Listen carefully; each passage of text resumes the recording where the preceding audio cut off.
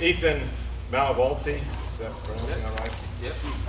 He is quite the guy. He's got his own business, teaching flight school, piloting, ferrying aircraft around, and he's going to be introducing to you more aspects, performance, emergency procedures here on the famous P47 Thunderbolt. Take it away. Thank you. As Rich said, my name is Ethan Malavolti. My pilot certificates, I am an airline transport pilot, CFI, double I, instructor as well. Can't find myself. So a little bit about myself. I started flying. My first flight lesson was April 25th, 2007. And I've been flying for about a little over 7 years now. I went to Indiana State University, graduated out of there in 2011. And last year I decided to start my own business and just do pilot services. So, all right, we're gonna go over performance. We'll go over the flight operations and the emergency procedures, and we'll just piece each one apart. We'll start with performance. We'll go over with performance. First off is airspeed limitations, other limitations that are with the airplane. Takeoff, climb, and landing performances, which you guys do have in your operating handbooks there. And then power plant chart, which is going to be engine performance, which will be in there too. Actually, can you grab my iPad down there? I've got my operating handbook on there so we can reference it together. So, all right. So, first off, this is the limitations as for airspeed. Sea level to 10,000 feet, maximum airspeed was 500 miles per hour. And then on up the chain, every 5,000 feet it decreased by about 50 miles an hour. As you get higher in altitude, obviously air does get a little bit thinner. Are many of you very familiar with jet performance at all? As you get higher in altitude, you have what's called a barber pole. As you get closer to that, you can get what's called mock tuck, and it's a phenomenon where air is actually supersonic across the airfoil, and it actually causes a situation where you actually stall. It'll fall out of the sky. So that's where those limitations come from. As you go up higher, that's the max speed that you can go, because you'll get to a point where stall speed and that max airspeed will meet, and the airplane won't fly at all. So, all right. Airspeed limitations, no turns under 130 miles an hour. I was talking to one of the guys out here, and he said he didn't like doing anything under 150 with turns. He said if you're getting that slow already, you might want to start putting some power in. Landing gear extension speed was 200 miles per hour. Wing flap extension, 190 miles per hour. Landing light extension was 200 miles per hour. I didn't really see where that was located on the airplane. So, but external tank installation, they have different size belly tanks and then also the wing tanks as well if they wanted to. And those were the max speeds that you wanted to go with. All right, some other limitations, prohibited maneuvers, a few of those intentional spins, and if you did do intentional spins, no more than a half a turn for a spin. That was it. Outside loops, so inverted, going outside, you don't want to do that. Partially because there wasn't very long for the inverted flight system on it. Whip stalls, I've actually did not look that one up. I have not heard of a whip stall before, so I have no idea, but that is in the operating handbook there. Don't do it. No, another one is a snap roll, though. You don't want to do a snap roll. So, a snap roll is you go up about a 45-degree pitch up, and then you kick and pull. So you kick rudder and pull the stick back, and then you start kind of doing a tumbling type thing. You don't want to do that in that airplane. So, slow rolls, I tried to do a little bit of research on that. The max airspeed for that was 313 on a slow roll. I couldn't find any information really on why that was. I know the information I did get that it had very poor roll characteristics. I'm assuming when it got to the higher airspeeds that it was not going to perform very well at that. So. Any thoughts or comments on that, Alan, about slow roll? Well, when you raise it back to the level, for a while, if you got over on your back, airflow would reverse going across the rudder, and you had a heck of a time getting back over.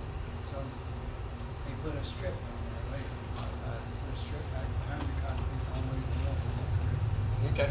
That's the only trouble I have. It just started working. Okay. But it did have the max airspeed limitation on that. Alright. And then obviously, your general, no violent maneuvers or anything. And obviously, if you're going to be in combat, you're probably going to do some violent ones, though, right?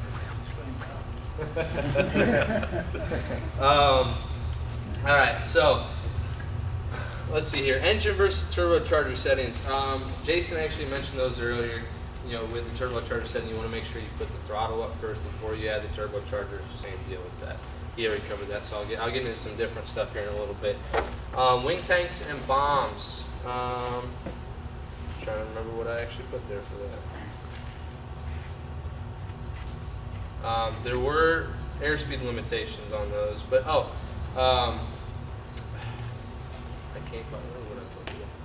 But anyways, there's it's actually in the operating handbook. That's where I got it from. All right, 91 octane fuel versus 100 octane fuel. There were limitations on those because with the lower octane fuel, your engine's going to run hotter. When your engine runs hotter, you're more likely to have detonation and actually destroy it. There was, if you look on page, I think it is 30.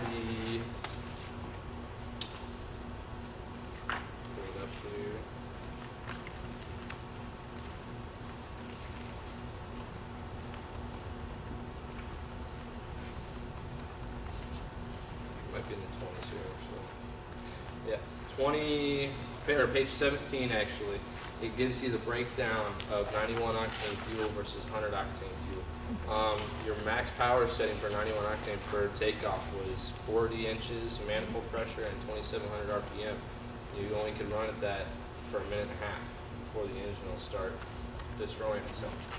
100 octane fuel, you could run it all the way up to 52 inches at 2,700 RPM, and that could go for 15 minutes. So that's the difference. So the higher temperatures definitely play a big role in that. All right, I'm going to just kind of run through these real quick because you guys have copies of these and those. But this is takeoff performance, climb performance, and landing performance. And what they have to do is on different surfaces or runways, your runway distances for takeoff performance. And also at the bottom here, you can't really read it, but down here it tells you to add percentages of distances for different temperatures and also your wind components as well for takeoff. Then there's also climb data, and it does have the amount of fuel that you burn for those. So, and then this is your power plant setting here. What that'll do is your different power settings. On the mixture, you've got different settings, which is auto lean and auto rich, and then you have idle cutoff. And what you do with those is, correct me if I'm wrong, what that is it automatically leans your mixture and then automatically riches it if you need to, and it'll adjust itself as you're doing it. So, and it'll tell you how many gallons per hour. I think the most I ever saw in there at the maximum power, which was 52 inches and 2,700 RPM, is somewhere around like 200 gallons per hour for takeoff. So, but you're not at that power setting for very long until you hit cruise, right? Cruise power setting. So, all right.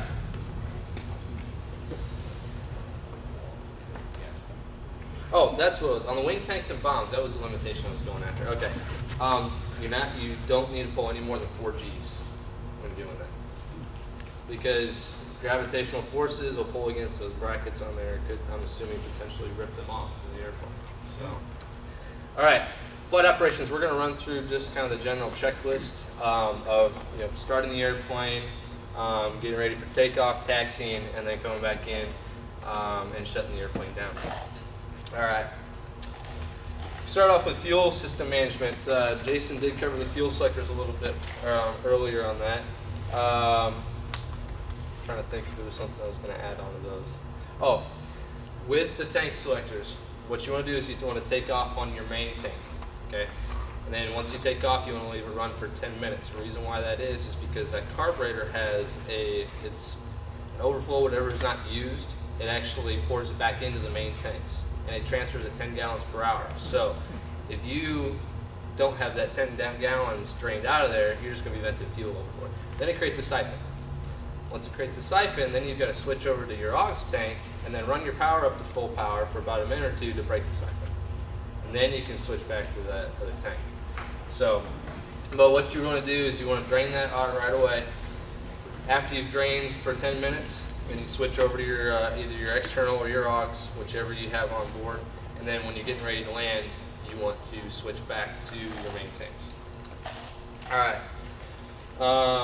And we've kind of gone through that, the carburetor vent. And we've gone through all that. All right. Pulling the prop through.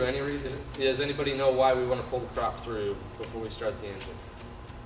Anybody that has radial engine experience? There's the oil. Yep. With the potential for hydro lock. You'd rather find it out on the ground versus trying to start the engine and it tear itself apart. So, and I actually was pulling, it was a Beach 18 propeller through the other day. It had hydro lock and just locked in place. You got to take out the spark plug, drain the oil, and put it back in. So, all right. Recommendations by the operating handbook. It said if you could try to start the airplane under external power. Saves the electrical system. Fuel selector. We talked about that in the last slide. Your throttle setting, what you're going to want to do is you just want to go and crack it, and then you're going to leave the the Turbo-Supercharger control all the way to the aft position. Quick question. Yes. Brown, did they ever use external battery to power it, or you always started on your own? Yep. All right, make sure what you're going to do is you're going to leave it idle cut off. Once it fires, then you are going to bring the throttle forward. The electric propeller, you're going to keep that full forward and keep it in the automatic position. I do have a diagram of and I think you did as well, of the automatic switch and the different toggle switch on there. Fuel boost pump. Let me go through my notes here just to look at this real quick. All right. The fuel boost pump, what you're going to do on that, it's going to be in the start position and altitude position is what it actually has specified on that. You're going to keep your air filter control on because if you're taking off of like a grass or gravel strip, there could be potentially dust and dirt particles that could suck up into the engine and do some internal damage as well. All right, primer. You're going to do it about 2 to 4 strokes when you're priming the engine. When you do those 2 to 4 strokes, you want to make sure you don't over prime, because what you want to do is make sure it is back in and locked. Because if it's not, once you fire up, you're going to have a constant flow of fuel running there. When you take off, you're going to have smoke and potentially an engine fire. So do you think that's what happened to John Schaffner out here? It could have been. Yeah, that part. Yeah, it could have been. But yeah, it said heavy smoke or potential engine fire. So you got an example out there today. The difference between Neil and John. Yep. That was probably planned. It was. It's an example. Actually, I think Ethan took care of that. I told him to do that. A couple extra pumps. Yeah. So, but yeah, you want to make sure the engine primer is back in and locked, and then if you're not using external power for a start, you will make sure the battery switch is on master battery switch. All right. I don't know if, since I've never flown the aircraft, I don't know this for sure, but did you used to flip the starter switch to get the brush or like the Bendix to catch? You did? So that proves that is correct from the operating handbook. So what you want to do is you just want to flick it so it'll just get it set the teeth on the starter to catch on the where it turns the propeller through. And then what you're going to do too, and I'll have this through one of the next procedures here. And actually you can see it on the panel over here on this. What you would do is on the starter switch here, it has an energized side. What you do is you pull it to the left, energize it for about 15 seconds, no more than 20 seconds. And then what you do is turn it to the right to the engage, and then you run it. If you ran it for more than a minute, or I think it was 30 seconds, and then if it didn't fire, you'd want to wait for a minute to let it cool down. So yeah, failure to start, and then make sure once it catches, go ahead and bring it up to auto rich. If it wants to shut down after you've done that, make sure you pull it back because you're just going to be pumping raw fuel in there. If you have too much fuel in there as you're pulling it through, leave your magnetos in the off position and pull it through about 4 blades. When you pull it through 4 blades, excess fuel will actually kind of pull out the bottom to get all that excess fuel out of the cylinder so you don't have raw fuel. All right, oil pressure. What you need to look for is within 30 seconds, you need to see at least come up to 25 psi. On the ground, it actually should start up to about 150 to 200 on initial start. Normal operating range is 60 to 90 psi. All right. Okay, so engine warm up. We're going to do about 800 to 1,000 RPM on that. Partially that is because you want the oil temperature to rise to at least 40 degrees Celsius. And then oil pressure, you want to see it drop down from 150 to come back to the normal range before you want to do anything else. Okay, oil shutters is going to be, and that was that oil flap as we were going through the pre-flight. Depending on the time of year, you're either going to have them open or closed to capture heat or to let heat out because you don't want it to get too hot or too cold. You want it to be in that right operating temperature. Cowl flaps are going to be open because you're going to be getting ready for takeoff. Now, if it's cold outside, it's all just determines you need to watch your engine instruments is the main key. I've learned that very, very religiously because I had an engine failure in a single engine back in January. So I made it. Good. Glad to have you here. What about the airplane? I saved it, and I flew it again. It's in California now. So, all right, engine run up. One thing too, before we get into the next item, we're running the engine at 800 to 1,000 RPM here during warm up. One key thing is the generator does not start charging the battery until 1,100 RPM. So, in the operating handbook, it says if you lose your battery and everything, you've got to go back. So just keep that in mind. You don't want to be running at those lower power settings for too long. Once it gets the temperature, bring it up, and that way the battery's charging. Okay, two different types of propellers they did have on these. I do believe they did have the oil, with the governor, with the oil system and everything, with just the regular governor without the electric prop on it. So I've just got two different bullet points there for whichever prop it did have. So the Curtis electric prop did have the auto setting. What you would do is you run it up to 2,000 RPM and 30 inches of manifold pressure. When you do your magneto drop, you've got two magnetos. For you guys that aren't familiar with flying, you want to check your right and you want to check your left mag. Okay, two spark plugs per cylinder. No more than 100 RPM drop on those. And typically with any other airplane, you never want to see more than 50 difference between the two either. All right. I don't believe this is something you guys would check all the time. You wouldn't check the turbocharger every time, would you? This was an item though. I'm assuming if you hadn't run it in a while, you want to check the turbocharger. Yeah, your crew chief will tell you. Okay. So you check full power at 45-inch manifold pressure, and then you run your supercharger control up to 52 inches. That's what max power is. And I believe the max manifold pressure with the war emergency was 64 inches. So above 2,000 RPM, you'll cycle the propeller. You'd bring the propeller lever back. It would create a higher pitch in the blades, slow the RPMs down. You want to make sure that the oil system is working properly on dispersing the oil to change the pitch of your propeller. All right, gauges to check too as you're doing this run up is making sure you have your oil, the proper oil pressure and oil temperature, water pressure, and I'm assuming the water pressure has to do with for the war emergency power. Make sure you have that. Ammeter, make sure you're charging at that point in time. If you're not charging, you hop back to the field because you're going to lose electrical within an hour. And then obviously hydraulic pressure because that has to do with the gear system and flap system. All right, taxiing. This one is very, very critical in larger tailwheel aircraft. The tailwheel lock.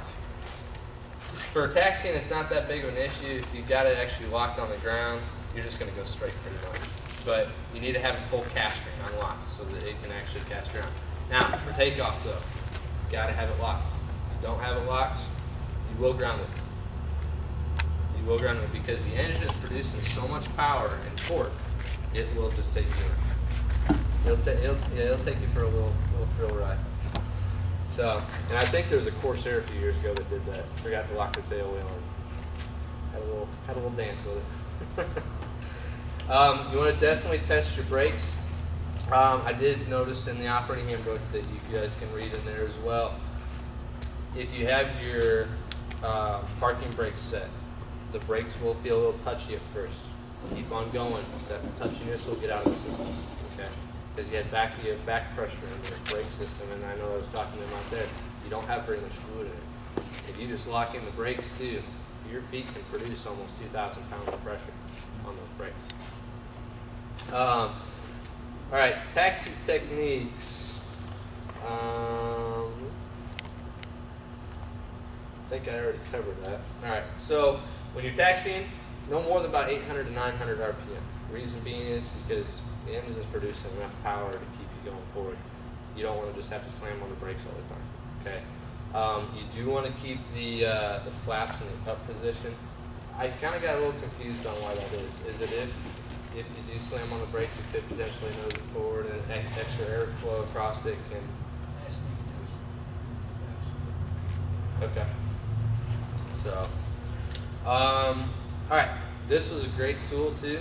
The closest gun to the cockpit on each side, that's about where the gear is lined up with. So you would use that as kind of your, where you would line stuff up when you're taxiing. S-turns, very critical in airplanes of this size. You can't see over the nose. So you have to do S-turns to be able to look down the taxi line. Is that true, Eric? Can't see over the nose. He was up in the cockpit. Can't see over. Yep. Yeah. Not at all. Especially if you're in a T6 in the back seat. All right, electrical system, we just talked about that. You got to make sure it's at 1100 RPM for it to be charging. All right, for takeoff, trim tabs need to be set. Now, I know with typically a lot of other large airplanes like this, what was the degrees in trim you would use? How many degrees? now you're asking something Well, Wasn't very much. I know on a Corsair it's 6 degrees of rudder trim because of the torque. Okay, when you're running that power up, you do not want to just ram it forward because you're going to take that propeller and then just start spinning it really fast. I mean, if you're in the air, it will torque pull you. Yep. So on the ground, it's just going to pull you because you still have friction on the tire. All right. Make sure for takeoff is going to be an auto rich. The propeller will be full for takeoff. The fuel selector valve will be obviously on the main. Flaps, you're going to leave them in the up position. And then cowl flaps, you're going to leave those open because you're going to be at high pitch attitude for climb. Your slow airspeed, you don't have as much airflow going across the cylinders, so you want to keep that engine cool. All right, canopy, you are going to leave that open for takeoff. That's going to be actually a situation, emergency-wise, if something does happen close to the ground, you've got a way of getting out quick. All right. Before takeoff, though, you will run the engine up to 1400 RPM, do a last check on that generator, make sure it is charging the battery. Okay, line up on the runway, and then we've talked about this again, lock your tail well. So is it that critical with the generator that you have to have an extra check? Well, just before takeoff. Because if you got that last check in there, you know for sure that it's working, it's operational. So, all right, here is the, let's see here, different RPM settings with manifold pressure settings, and also it gives you your gallons per hour and your ranges. Up in this area, it's going to have ranges, and then for the amount of fuel that you have on board, it'll give you each column, the power setting you're running, how much fuel you're burning per hour, and then your airspeed, what your indicated airspeed is going to be. So, and it'll give you the range with 300, maximum at 370 gallons. So, all right. This is the same type of chart, and then these are actually different weight classes. We go back here. This is 14.2, so 14,200 and 12,000 pounds. This one runs at 16,200 pounds. All right, climb is going to be between 150 and 165 miles per hour. Okay, if the cowl flaps are still going to be left open because you still are at the high angle of attack, still climbing, don't have as much airflow going in, hitting the cylinders. You want to make sure it stays cool. All right, cylinder head temperatures, that is the maximum you ever want to see. I think yellow actually starts around 235 Celsius. On the ground I saw it was supposed to, you should see 150 consistently. When you're up in the air, it should be 200 consistently. So if you see anything above that, maybe start getting it checked out. Oil temperatures below 95, your range ranges from about 60 to 95 on there. And I think they said the golden one on that is about 65 to 85 is where you want to kind of see it. So do you see anything different from that? Okay, carburetor temp maximum is 35, because at beyond that, you're going to potentially get what's called vapor lock. Your fuel just, it goes into vapor instead of actually mixing it with liquid and air to make the fuel air mixture. Lowest you want to see it is 12 degrees. Okay. And then air filter, once you've gotten above the ground, especially if you're taking off of a grass strip or a dirt runway, you know, once you're high enough where it's not going to be a problem, you can go ahead and close your air filter. All right, approach to landing is going to be about 140 to 150. Your fuel selector going to be back on the main tank. Make sure control will be back to auto rich. When you actually, we'll go back here to the climb out. Power settings of that, you're going to bring it back to about, I believe, 40 inches of manifold pressure, depending on what fuel you're using, 91 versus 100. That's one thing you need to keep that in mind. You'll be running about 2,550 RPM to climb up. And then you'll actually put the mixture in auto lean once you've done that now. All right, electric prop. That is going to, you're going to advance the prop propeller back to full on the lever, taking for granted that it's actually working properly, else you've got to go back to the toggle switch on the left-hand side. All right, engine RPM for approach and landing is going to be, it's not going to be full prop. You know, and even in aircraft now that has kind of switched out, I teach all my students to just put full prop when you're short final for the go-around portion. Now, I'm going to ask you this here. Did they have that setting there just for the fact of less torque? Or if you had to do a go-around?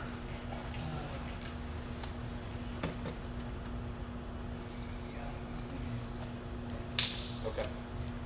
So it's for the torque factor you have to do a go-around, because if you do a go-around, you actually want to be ahead of the power curve. You want to make that decision before you get too close to the ground, because then it takes a while for everything to catch up. Alright, cowl flaps are going to be closed at this point in time because you're in a downward motion. You're going to have more airflow over the engine. Okay, landing gear, you'll have it selected into the down position. And is they're actually, on the left gauge up there on the left, top left is where the gear selector is, where you see everything's down, right? Okay. And then flaps, you'll use those accordingly, and you do want to use full flaps. Final approach speed, engine idle is going to be about 120 to 130, because if you do have to bring power back in, you want to have a little bit more airspeed to be able to catch up. Engine power, if you have a little bit of engine power, and then you can drop the airspeed a little bit lower. But stall speeds on this, I believe in a no flap situation it's 110, full flaps is 100 mile an hour. So you don't have that much difference between those airspeeds, so you got to make sure you watch your airspeed. And I was just talking to them out there, and they said they always do a cross-check right on final and base to final. They watch that thing like it's for their life, pretty much. So, all right, once you've landed, well, actually before you land, you want to make sure your tail wheel is still locked, just in case you may have bumped it. And I don't know, is there a lock on the tail wheel lock at all? Did you have to move it? There was? Okay, so then there wasn't a way to do it by accident. Okay. All right. This is actually in the operating handbook. Bad landings in a P47 are man-made. If it doesn't look right, go around. So, wheel landings versus three-point landings, you can either do both. Any tail dragger, you can do both. When you do a wheel landing, expect you're going to have a longer rolling distance, though, because you're going to be coming in at a higher airspeed. Nice thing about a wheel landing, you're landing on the two main wheels, you can see so much more. But in doing a three-point, if you're coming in on a shorter field, that's more recommended too. All right, securing the airplane, going to be about 1,000 to 1,200 RPM. Make sure setting is going to be, you'll bring it back to full idle cutoff. then the ignition switch will be off. Okay, in cold weather, you're gonna have a dilution period back to the oil system. Okay, if it's cold weather outside, you're not more or less doing it for this flight. You're doing it for the next flight, because that oil is going to get cold, and if you don't have anything in that system, you want it to start lubricating fast. So if you mix it with the oil on this flight, it'll already be there for the next one, so it'll help lubricate. And the temperatures actually on those, they had specific temperatures in there. From 4 degrees Celsius to negative 12 degrees Celsius, you need to run the diluter for 3 minutes. Okay. From negative 12 Celsius to negative 29, you need to run it for 8 minutes. And then you're actually going to hold it in the dilution, because it'll flip back automatically, right? You hold it in dilution as you pull idle cutoff until everything has stopped moving. And then you release it. Did you ever fly in cold enough situations you needed to do that? Yes.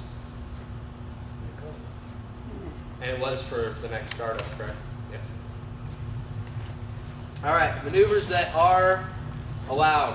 All right, diving, obviously. They did use it for dive bombing. You did have limitations, though, on the dive speeds.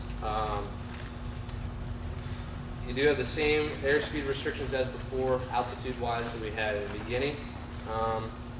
Okay, and then when you go below 25,000 feet, no more than 350 though. And then as you are diving too, you want to make sure that bleed into your pull out. You don't want to pull too hard or pull too little, because if you pull too hard, there'll be a little bit of mush. If you don't pull enough, you're going to go straight into the ground. So, all right, stalls. Stalls are going to be like any other airplane. As long as you keep everything coordinated, it'll be uneventful. Your best friend in this one, though, with this heavy of an airplane, altitude. Make sure you have plenty of altitude. So, all right, acceptable aerobatic maneuvers that were with this, though, chandelles, lazy eights, and those of you who aren't familiar with those, they do have diagrams in there of every one of those maneuvers. Split S, slow roll, barrel roll, a loop, and an Immelman. And those would be something we'd go on in a private lesson. We're not going to get into the different maneuvers. All right, go arounds, power advancement. We already talked about this. Make sure you advance the throttle nice and slowly. And also to make sure that your turbocharger is set back as well too, because we'll get into emergency procedures. If you don't, there are some really nasty phenomena that can happen. All right, emergency procedures. This is all the stuff that we will go through. So emergency takeoff, turbo collapse. That's one of those situations. Pulsation is another one. And I'm going to ask you for your reference on this, because I was still a little confused on some of this stuff. So, well, I'll get to it when I get to the slide here. So, all right, spins, runaway prop, will not tire, engine trouble, engine failure, flat equalizer, which was not on all models.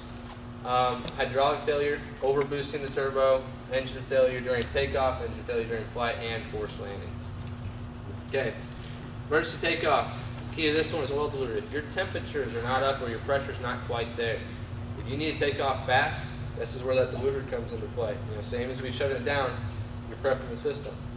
So if we dilute that oil and get that oil pressure down to the place where it needs to be, then we can go ahead and take off. But temperatures still do need to be there, because most damage you do to an engine is on a cold start. 80% of the time, it's cold start is going to destroy the engine, because it's metal on metal. There's hardly any lubrication at all. You sit there and let it warm up before you do this? Well, you want to have at least 40 degrees Celsius, so it's about 92 degrees Fahrenheit on the oil before you do any such power increase. But if you need to do a takeoff when your pressure's not down, though, you still need to do that and get the pressure back to normal. All right, turbo collapse. Basically what's happened is you have advanced the Turbo-Supercharger control, and you pulled back the throttle. Okay, what it does is it creates back pressure in your system. When you're working against the turbo, you're actually working against the spinning of it.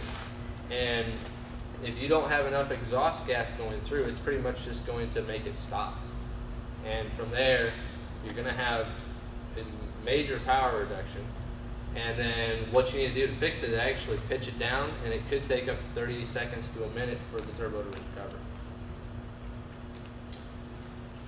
All right, pulsation is kind of the same situation. You've advanced the Turbo-Supercharger and pulled back the throttle. But I'm going to assume it's not as intense as the collapse. But what it'll do is it'll send pulses out and actually affect your fuel air mixture and actually cause all sorts of funky stuff happen inside the combustion chamber and with the fuel air mixture. So it's hard telling what it'll do, but it actually just sends out pulses from the turbo. Alright, spins and spin recoveries. Alright, we talked about this already. Don't spin it intentionally, but if you do get into a normal spin, I don't know what it's like in these aircraft, but I know when I teach recoveries, because I teach spin recoveries, you're supposed to hold a little bit of stick back, but you're supposed to keep the ailerons neutral. You're never supposed to bank into it. In those handbooks, they tell you that you need to bank into or against the spin. So, then I haven't flown it. Have you been in a spin in one? Yeah, but I think you don't go there. You have experience today. Yeah. And go this way, go opposite. Go opposite of it, yeah. So, alright, and then flat spins, what you're going to want to do is you're going to want to jockey the throttle. Okay, that has to do with the center of gravity deal. You want to get weight forward. Well, one way that we can try to get weight forward is to advance the throttle and bring it back. You want to try to get it motioning like this, kind of rocking it back and forth, trying to get it to get back and get airflow back over the wings. Okay? Because what's happened is your tail is set down versus going in a downward motion. Tail set down, and it's really hard to recover from those. The only way you can really do it in a large airplane like that, throwing your body forward is not going to work. In a Carburetor or something like that, it might work. But in a 17,000 pound airplane, it's not going to. So, flat inverted spin. That one actually, I believe it said, see, I'm not very good with the inverted stuff. But do you remember what you're supposed to do for them? Inverted spin. An inverted spin. A flat inverted spin. Just don't do it. Yeah. You had done something really bad. Yeah, you would have had to been on like the top of the loop or something to get into something like that. But I do believe it is, you do pull your throttle back for one, and then you put stick back, and then I think you put it in with it instead of against it, is what it was. It's the opposite of what you're supposed to do in a normal, regular spin. Okay, runaway prop. This is that controller with that toggle switch. Okay, you would flip it to the down position, increase or decrease RPM from that. I won't touch base on that because Jason already did that. All right, flap equalizer. We're still trying to figure this one out a little bit. There's a lever on the right side near the floor of the cockpit for this. And basically it has to do with if you're putting your flaps down and one of them gets kind of a split flap situation where one goes down further than the other. I believe did you fly one with an equalizer in it? I believe ours. It did. It said, I think, to bring the flap switch up and then open up the valve, let it equalize, and then put the gear or the flap switch back down. Count my memory. I'm quizzing you then. But I believe that's what you do. You actually put the flap switch up, open up the valve, let it equalize itself back out, close the valve, and then put the flap switch back in the down position, all on the hydraulics. Okay? This is that system on there. I'm not even going to try to explain it. I don't want to teach the wrong things today. So, alright, hydraulic failure.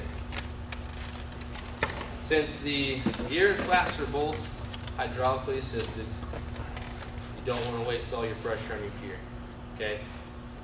What you can do is you need to select if you lose the pressure or the gear won't come down, you actually select the landing gear in the down position. You rock the airplane back and forth. Or you can go and do some pulls and dives to try to get the gravity to pull it out and lock it in position. Because if your hydraulic pump's not working, you gotta somehow get your flaps down too. And the way you do that is there's a pump on the right-hand side or left-hand side of the cockpit, and you sit there and pump it. And you'll watch your pressure kind of go down. But after you get it to where it's real tight in the pressure and your flaps are down, You do need to select the flaps down in this situation, and make sure before you do that you put your gear back in the neutral position, because you'll pump it over to the gear system if you don't do that. But once you get the flaps down, pump it a little bit extra, because the tail wheel doesn't have a locking pin to keep it down. So you want to put as much back pressure in there for the landing as possible. So there's pressure on the tail wheel? Because it retracts up too. Yep. All right, over boosting. You'll have the turbo light. Jason already touched base on this, so I won't go too in depth with it. It's actually 18,250. And then when you had it in the war emergency power, you go all the way up to 2,200 RPM. So you're working a little bit harder, spin a little faster. That's why you don't want to use it that much, because anytime you got moving parts, stuff can go wrong. All right, engine failure during takeoff. First things first, if you got belly tanks or bombs or anything like that, get rid of them. You got an extra fire hazard down there. Yeah, first, if you have any engine sputter whatsoever, there's a lever on the left side, and it's actually 3 different ones, one for each selection. So if you had a belly tank versus wing tanks, you just flip each one of those switches up, drop them, or you pull, it's a pull lever, and you'll drop each one of those. So anytime that ever happens, be safe than sorry, okay? Airspeed. Back to the airspeeds of even normal operations. Hit your airspeeds because you don't want to stall. Boost pump, you need to go ahead and put that in the emergency position. It's actually a switch. You'll turn all the way to the right in the emergency position. Your fuel selector valve, if you suspect that it's an empty tank, switch it to another tank that you believe has fuel in it. Okay, and obviously if you've dropped your externals, then that's not an option at this point. Ignition and battery switches, we're going to go ahead and secure the airplane.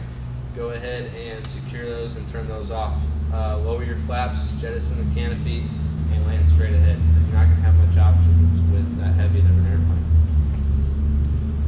At that point in time, you're just a lawn dart. So, all right, engine failure during flight. We're gonna have a little bit more time to try to do an air restart. Okay, and I can always incorporate this into what I teach my students. So arms checklist: airspeed, landing spot, air restart, radio, mayday, secure the airplane last. Okay. So airspeed first. Go ahead and find a landing spot where you want to try to do it, or bail out. Okay, because you will have a parachute if you do fly an airplane, this airplane. Your fuel selector valve, if you suspect that it's lack of fuel to the system, go ahead and switch it to the other tank. Make sure that your ignition is in the both position. If you need to try to restart, you're going to re-engage the starter. Okay, in the point you're going to ditch, lower the flaps, jettison the canopy. If you have a sufficient landing spot, land it, or to bail out. All right, this is my favorite slide out of all of them here. Okay, so forced landing for your propeller setting. Go ahead and get it set. So you're 2550. You're going to do it manually. Okay, landing spot or bail, whichever you choose.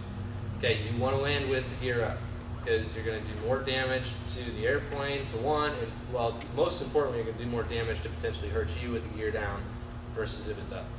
Okay, jettison the canopy so that you have a way of escaping.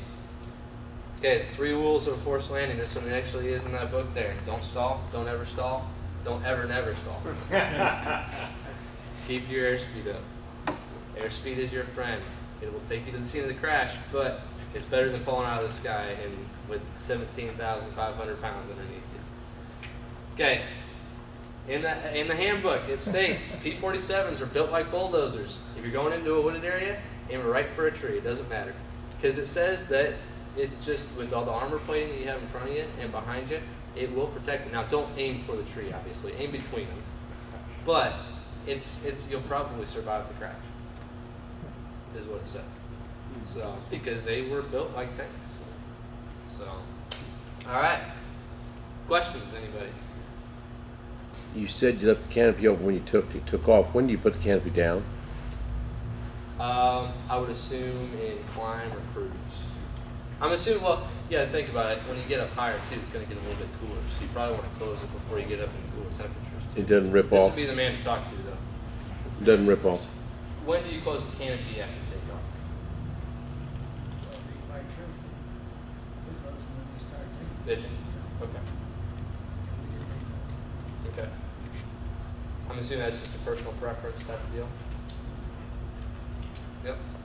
Neil and John, there's all kinds of photos on their website and on Facebook where they fly around, just cruising around the local area with the canopy open, depending on the temperature of the day. Yep. It does get loud. It does get loud with the canopy open, though. Especially with a really loud engine on the front, too. Okay. So, all right.